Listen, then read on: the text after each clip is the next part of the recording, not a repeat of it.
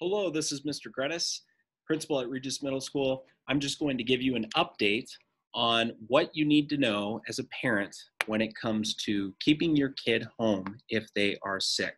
This is a really important time that we make sure that we are keeping everyone in our building safe, that you are keeping you and your family safe, and that we're following the right guidance from the CDC, the Iowa Department of Education, and of course, Linn County Health Department. So I'm going to go through a document that we have sent out as well as the other Xavier Catholic schools. And I'm going to go through it in a little bit more detail and explain some things so you guys are on the same page and that we're all on the same page. Okay? So I'm going to share my screen right now.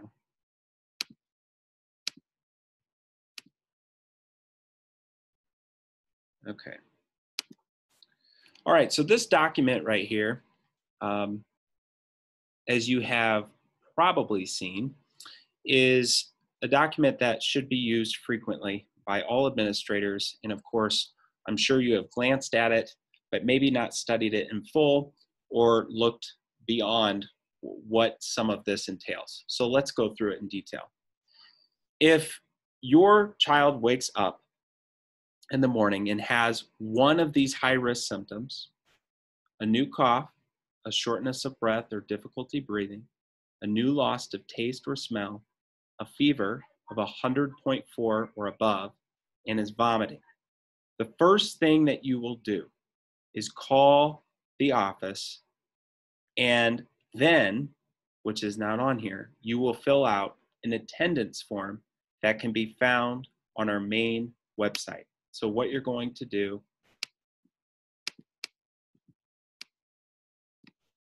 is,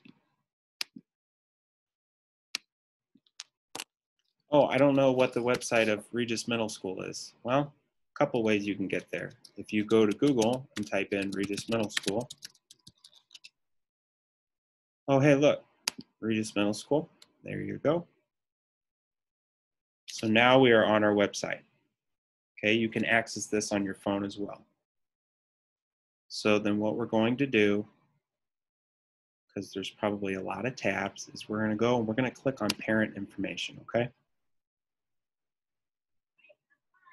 All right, now what you're going to do is you're going to go to report an absence.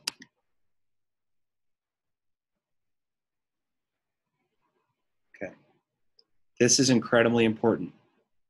You are going to click on report an absence due to illness. Once you get into this form, you're going to put your email address, your student first and last name, okay, the student's email, the grade level, the date that they are gone, okay? And we'll just plan on doing this for one day at a time right now, okay? And then all of the symptoms that your child has. It's incredibly important that you fill out all of the symptoms because this will help us determine the next step. Okay, so you know your child's not feeling well, you call the main office, and what we will tell you is, please fill out this attendance form. This form will automatically inform us that your child is sick, and it will also give us the exact symptoms that your child has, which will then help us evaluate how to proceed. Okay, all of these symptoms are COVID-related symptoms. That's why this will help us. Now, don't get ahead of us yet. Just follow one step at a time. After you pick the symptoms, you will then put the date of that the symptoms started. So if you call on Monday morning and you just noticed that your child has a sore throat, runny nose, or whatever, and they just started Monday morning, then you would put Monday morning, right? You put the same day. If they started a day or two before, you would use your best calculation to put the day of when those started.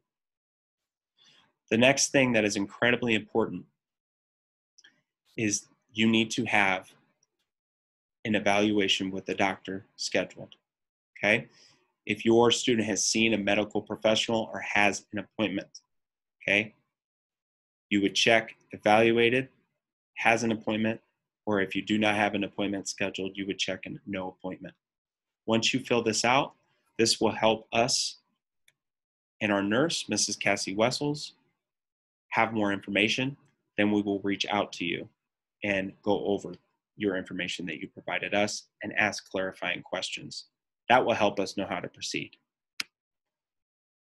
Now that you have done those steps, let's go to this.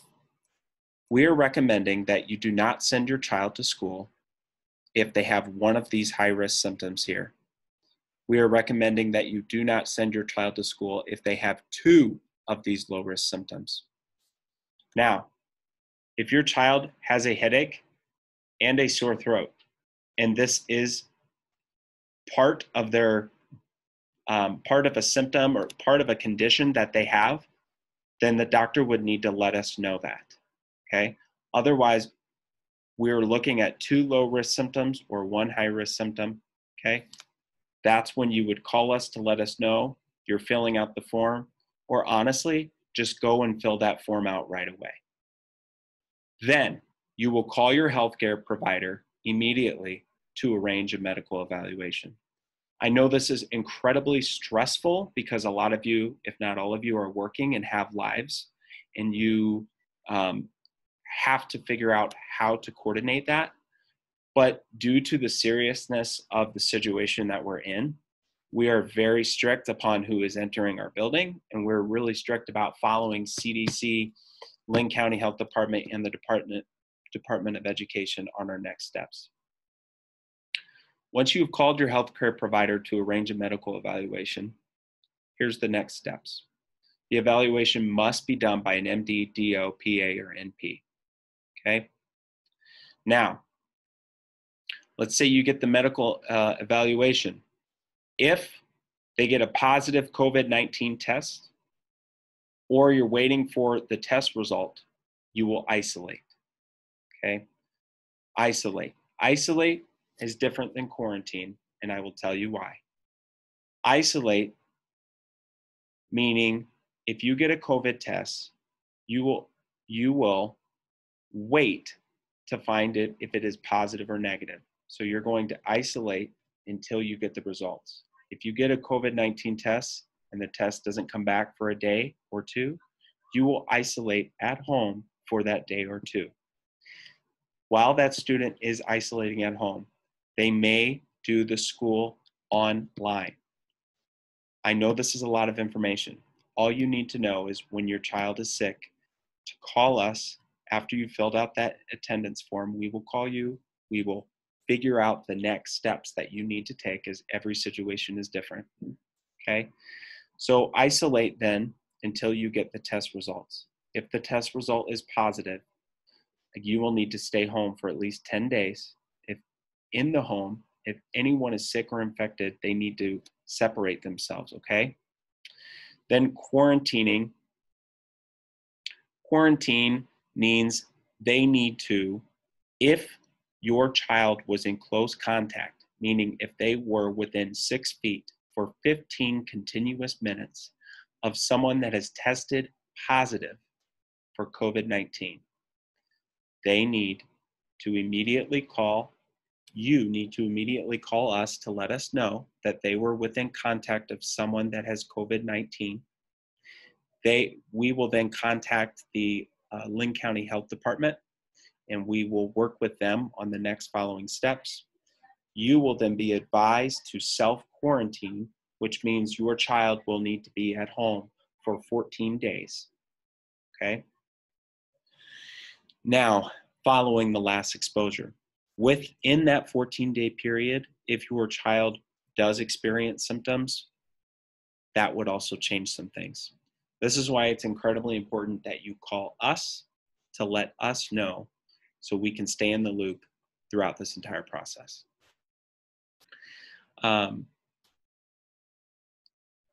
When a child is quarantining, they will be taking their iPad at home. And of course, if they do not have symptoms and they are quarantining, means they were just within close contact. So that means they are healthy and they can still Zoom and participate in class. They will transfer to our online model, okay? Which means they will have a Zoom link for our morning announcements sent to them via email.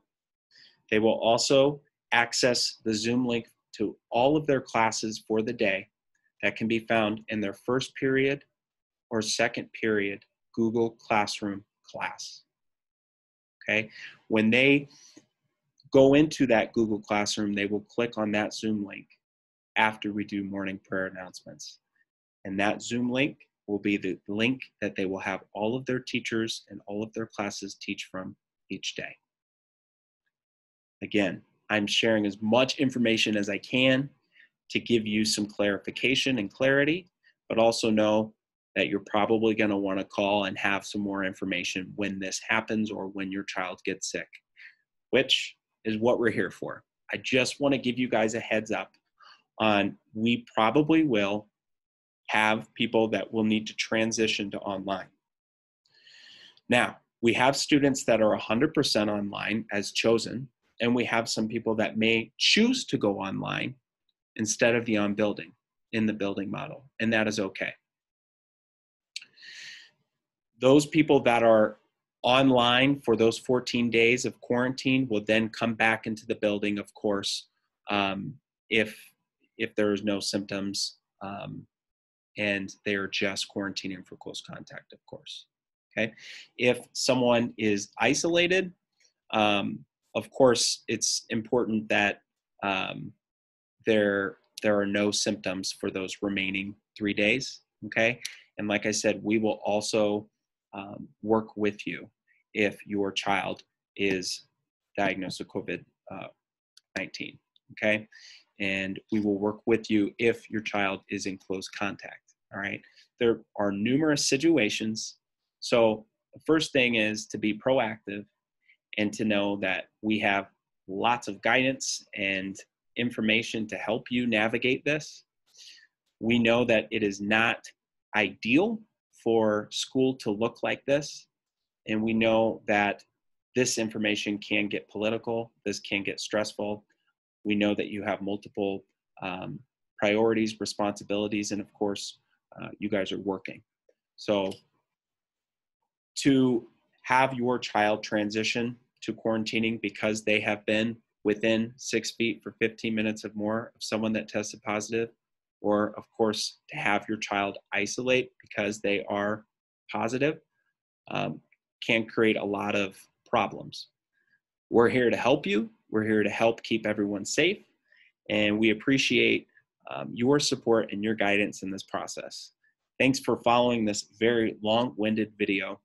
I know this was a lot of information, but again, just know that if you follow the first couple steps by letting us know immediately when your child is sick, filling out that attendance form that can be found online, I'm just going to go through that one more time just so you know how to access that, because that is incredibly important. Again, you go to our homepage, regisroyals.org. You're going to scroll down to parent information. On parent information, you're going to click on report an absence. Then you are going to report an absence due to illness by clicking this. Okay. Thank you so much for following this process. I really appreciate it. I also want to clarify, online learning is only available for students that are, online learning is only available for a limited amount of situations, okay? Online learning is primarily available for comfortability within the families of being in the building or not. So if you feel comfortable or not. It's also regarding if you are quarantined or isolated. Online learning is not if you want to go on vacation for a week and have your child transition to online learning for a week while you're on vacation or you're out of town. That is not an acceptable use of online learning. We look at that as almost like an abuse of online learning because it's not created for that. It's created for situations that are out of control of a lot of family situations. Okay, so we do not want it to be used for that manner. So I hope that clarifies some things. If you have chosen on-site and we plan on you being in on-site, and you want to move to online learning, you can do that at any time if you want to move to permanent online learning, okay? Again, I repeated myself a lot. I provided you with a lot of information. I hope this clarifies some things for you. And with that, it's 2:57, so I'm going to go head out for supervision. Thanks again, and feel free to email me with any questions you may have. Thanks. God bless.